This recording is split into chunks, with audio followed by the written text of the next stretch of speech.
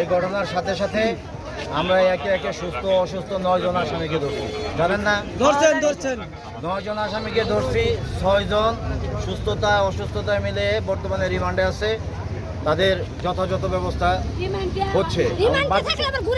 বাকি যারা পলাতক আছে তাদেরকেও আমরা শীঘ্রই ধরে ফেলবো, কেউ শান্তি পাবে না ইনশাল্লাহ।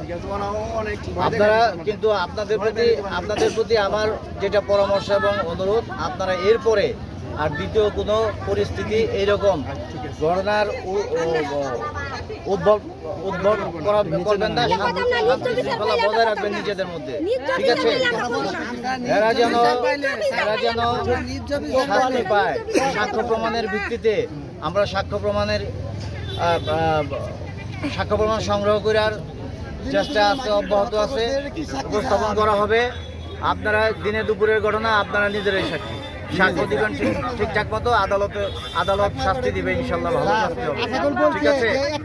আর সাজা 10টা মালো সেজা তখন জেনে পাবো মেরে জেল খাটো আর মেয়ের জামাই পাওয়ার দেয়, আর মেয়ের জামাই মুনি কোনে ইসাই আসাদুলের মেয়ের জামাই আসাদের মেয়ের জামাই আমরা নামটা জানি না, স্যার বলতে পারবো না। এই জামাই পাওয়ার দেয়ছে, আপনারা শুধু আমাদেরকে সহযোগিতা করেন, আপনাদের সহযোগিতায় 100% প্রয়োজনে জীবন প্রযুক্তি আছে, সব ব্যবহার করে যারা পলাতক